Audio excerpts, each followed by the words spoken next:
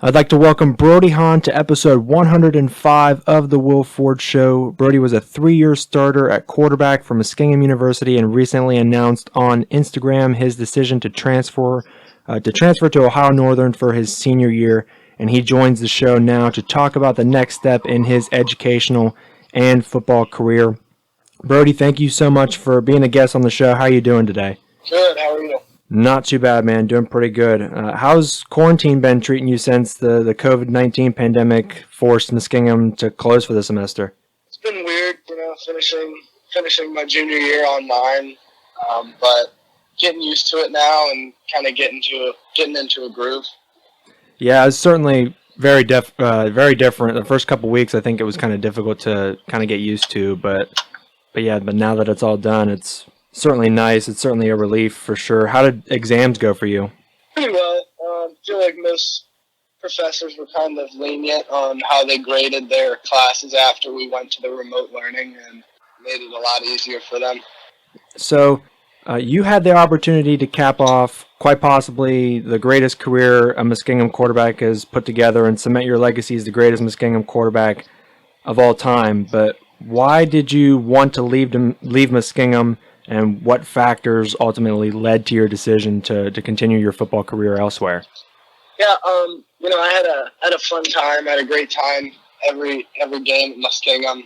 I loved the teammates, loved a lot of the guys, loved everybody on campus. But there were just some issues within the team that I felt kind of weren't going to lead itself to be a successful senior season for me and for the team. And I felt like, I've worked my whole life to play college football, and then 3 years of college football, I've only got one left, and I wanted to make it the best I could.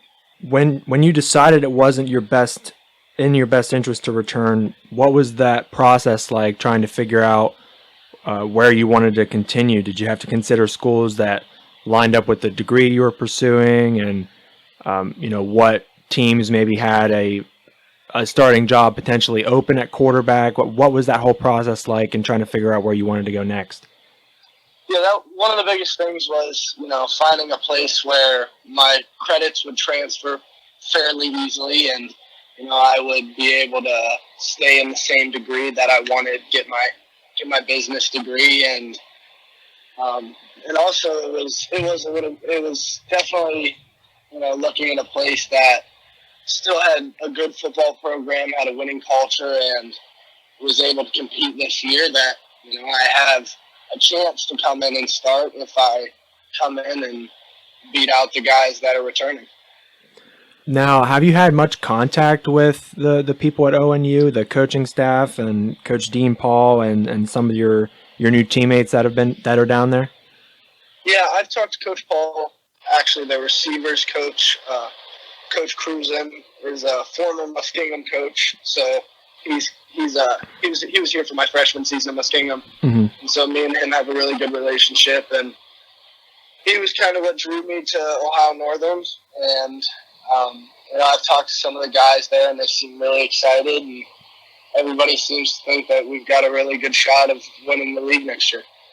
So you talked about there were some issues within Muskingum's program and stuff, and you don't have to elaborate too much on this, but did it have anything to do with maybe some possible new recruits coming in? And obviously you had a teammate who played significant time last year in Jordan Garrett, and you guys kind of shared playing time a little bit. Did that have anything to do with your decision to leave, just wanting to have a full starting role and to be on the field as much as possible? It definitely did. I wouldn't say the recruits as much, but definitely I felt, through my 3 years, I felt that I've showed every time that I've been on the field that, I felt that I was the best option for Muskingum to win the football game. And, being out there for my sophomore and junior seasons, only a little over half of the time, was disappointing, to say the least. And I just didn't want to go through that in my last year of football. What was the biggest deciding factor in choosing Ohio Northern? Was it the coaching staff and the team they already have in place there, or was it some other factor that made you decide, hey, ONU is the place I want to go play football? I think it was a lot to do with, they've had a great winning culture over the last 16 years that Coach Paul has been the head coach there, and he's a very well respected coach, and I think that I can learn a lot from him. And I think the guys that they're bringing back are extremely talented and really disciplined, and I think that, hopefully if I win the starting job here, that I can be what they need to kind of take them to the next level and get them to the playoffs. And that's interesting that you noted Coach Paul's experience at ONU. He's been there for 16, going on 17 years. And Coach Yider at Muskingum, this coming year will be his third year at the helm for the Muskies. What's the difference, even though you've had limited contact with Coach Paul, what do you think the difference is between the experience that Coach Yider brought to Muskingum and then the experience you're going to be going to at Ohio Northern with Coach Paul? I think Coach Paul brings just a lot of discipline. He knows what he wants out of his players, and he knows how to get it out of them. I think that's probably something that he had to work on during his early years of his coaching, but I definitely think now that he's been coaching for 16 years that he's kind of figured out the best way to do things, and I think it shows on the field. You mentioned that ONU's got a great program, great team, and last year their rushing attack, they were ranked third in the OAC last year. You've got Christian Williams and Brock Martin in that backfield. How will that strong running game, do you think, benefit you as a passer if you win that starting job? I definitely think it'll help a lot. Teams, when they face Ohio Northern, usually load the box pretty heavily. I know that's what we tried to do at Muskingum when we played them. And a lot of it has to do with the fact that those guys, Brock, Martin, and Christian Williams, can, break a huge runoff at any time. So the more people are worried about your run game, the more it's going to open up your pass game. And I think that's just going to make their abilities really make it a lot easier on any quarterback who's in there. Now, you're going to be going in competing with a handful of other quarterbacks for the starting job this season. What do you expect to see out of the competition for that starting job in training camp and in summer workouts? No, I don't know the quarterbacks very well. I've talked to Trevor McConnell, their backup from last year, who's returning, and I know they're bringing in a couple guys that they feel are really good quarterback recruits. But I just, expect there to be great competition every day at practice. I hope those guys push me as much as I push them, and I hope that, it's a situation where we all feel comfortable with however the depth chart shakes out, and we're able to learn from each other and support each other, because if we've got guys that are bitter or feel resentment towards other guys in the quarterback room, that just won't be very cohesive for the team. Mm-hmm. Yeah. So have summer camps and workouts at ONU been affected by the COVID-19 pandemic? Have you kind of had to put things on halt, or have you had many conversations about that stuff? Well, they've set some workout programs, which I'm sure, all colleges have at this point. But since there's nothing really on campus, it's just kind of, get your workouts in wherever you can at home. Just trying to stay as active as possible, and hopefully that things clear up here pretty soon and we're able to get back on the summer so I can work out with some of the guys and, start building that bond for coming season. Now, what have you been doing this off season since you can't really work out with your teammates and stuff? What have you been doing to keep your game sharp, work on your mechanics, and get stronger? Yeah, one of my really good friends is he's a receiver at the University of Harvard. So we've been working out together and getting together, and I'll throw to him for about an hour or two, a couple days a week. So me and him are kind of keeping each other sharp and trying to stay on top of everything together. So your skill set is pretty unique, just with your ability to move in the pocket. You have amazing spatial awareness, and I've always called you a wizard whenever we broadcast games on WMCO, and I love your play style. But what part of your game do you think is going to translate most effectively to ONU's offense and make that offense, turn that offense, what it was last year was a bottom 5 passing attack, into maybe a top 5 passing attack in the OAC next year? I think my experience, I've started 30 games in the OAC. I've played against teams like John Carroll and Mount Union and Baldwin Wallace 3 times. So I'm used to those guys and used to the speed of the game, and I think that that's really going to help me kind of slow things down for this offense and really, get the ball to the right guys at the right time, and hopefully we've got a top 3, top 2 offense in the league. I definitely think we've got the players and we've got the coaches to do it. So it'll be very exciting to see how it shakes out. That's interesting that you noted your experience, because you've got an opportunity now to be a 4-year starter between 2 different schools. Where do you think you've seen the most significant improvement in your game from your first pass in college to now? Is it going through progressions whenever you're in the pocket, identifying the defense at the line of scrimmage, or spatial awareness, accuracy, mechanics, footwork, or is it just as simple as the experience? What is it for you?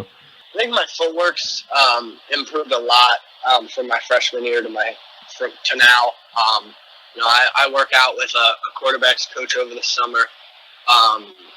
He played at Mount Union in the 90s and played in the NFL for a little bit. So he's been helping me since I was in 5th or 6th grade with all my mechanics and stuff. And he's noted that it seems that I'm moving better in the pocket than I ever have. And I think that kind of just comes with experience and understanding like where guys are coming from and what our blocking scheme looks like and how I'm able to maneuver in the pocket. And Muskingum last year had actually a pretty solid offensive line. It was a young offensive line with a couple upperclassmen, but it was a pretty solid offensive line.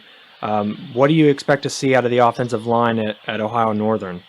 Well, as far as I know, I believe they're bringing three returning starters back, and from everything I've talked with the coaches about, they have a couple guys that they expect to jump right into the lineup and be as good as the starters were last year. So they've always had a really good offensive line, really big offensive line, and I think those guys are going to do a great job next year. Now, how does an offensive line make things so much easier, especially a strong offensive line that allows you to have 3 or 4 seconds to make a couple of reads instead of just having to always look to your first option, and that's kind of what you're limited to? How does an offensive line help you kind of just give you that much more time and be a better quarterback? Makes it just it's a lot easier when you know that you see maybe a guy coming off the edge and you know that your offensive line is smart enough and athletic enough to get out there and make that block. So it keeps you calm in the pocket, knowing that these guys up front, they know what they're doing. They've got me, and that's something that is really going to make my life a lot easier, as well as the whole offense. Because if we've got guys coming through the line untouched, we can't really push the ball down the field. So it kind of makes us a lot more one-dimensional. Right. So when the line is able to give any quarterback time, it allows them to push the ball down the field and kind of open up the offense. So Muskingum next year is playing at Ohio Northern in week 2. And I know this is very forward-thinking. You still have to go out there and compete for the starting job. But if you do earn the starting job, you're going to be playing against Muskingum, your former team, in week 2. What will that game and that moment be about for you when you step on the field to face your former brothers and your former team? think that's going to be a special time. Every OAC game is really important, and all the teams in the OAC are able to beat almost anybody else, and it'll be really special to see the guys that I've played in practice against for 3 years actually get to go up in a game against them and see some of those guys again. But I definitely think it'll be a fun experience. Now, what are you going to miss about Muskingum as a whole? Is it the guys on the football team? Is it just being on that beautiful campus? What is the one thing for you that you're going to miss about Muskingum the most? I think the biggest thing would probably just be like the people I've met and like the friends I've made, and not necessarily just on the football team. Like I've got a lot of friends on the basketball team and the baseball team, and a couple of good friends on the volleyball team. So. Those are people that I've built relationships up with these last 3 years, and it sucks that it's come to an end. But I think that a lot of them, they see this as a good opportunity for me to be as successful as I can be, on the football field and in the classroom. So I think that there's just great people all over the campus, and any there knows that. Yeah, for sure. Now, I kind of want to transition to a little get to know you segment for this episode of the Will Ford Show. Just get to know Brody Hahn a little bit and shift a little bit away from your football career. But do you have a favorite NFL team? I know we just recently had the NFL draft and things like that. So what's your favorite team in the NFL? Yeah, my whole family were big Cleveland Browns fans. Mm-hmm. We had season tickets when we were younger, so I was always going up to games with my dad and my brother and my mom. So we're huge Browns fans. Till the day we die. So hopefully they turn it around here soon. Yeah, I was gonna say, as much as it may hurt sometimes to be a Browns fan, you're still loyal. Oh yeah. Yeah, for sure. They had a pretty solid draft this year. I know they brought in Grant Delpit, who was like a borderline first-round pick, and maybe if he had came out of college last year, could have been a top 5 pick in the draft. So you got a good pick there. But they had a pretty good offseason, brought in some good talent, and they have. I mean, as long as they put their baggage behind them, there's no reason why they couldn't be a playoff team. Absolutely, I think the new coaching staff is going to help a lot. I think that it seemed like they were just kind of all over the place last year. Everything was chaotic, and there wasn't a lot of structure. That with the off-season additions and everybody they got through the draft and the new coaching staff, I think it'll be really interesting to see how they do this year. Is there a particular NFL quarterback that you admired growing up and maybe tried to model your play after as you try to develop as a quarterback in your career? Yeah, I mean, I loved a lot of different quarterbacks growing up, watched them, and kind of tried to model my game after some of them. But to pick one, maybe Brett Favre. I loved watching Brett Favre play, and just the passion he played with and his attitude towards the game, and it was really fun to watch. Is there any other quarterbacks? Because you said you had a lot you liked to watch growing up. So when I was growing up playing football, I was more of a running back until about middle school. Oh, okay, so that's interesting. I loved watching Michael Vick play. It was just so electrifying to watch him just outrun people, make people miss, just his ability to do anything on that football field, basically anything he wanted. It was so fun to watch. Yeah, absolutely. Quite possibly the most electrifying quarterback we've ever seen, and Lamar Jackson now might be trying to take that title, but yeah, certainly that's a good pick right there. So we're going to do a little like this or that segment, kind of like a would you rather. We got a handful of questions here. This or that, Beats or AirPods? AirPods, actually. I've got them in right now. So, nice. Yeah. There you go. Netflix or Hulu?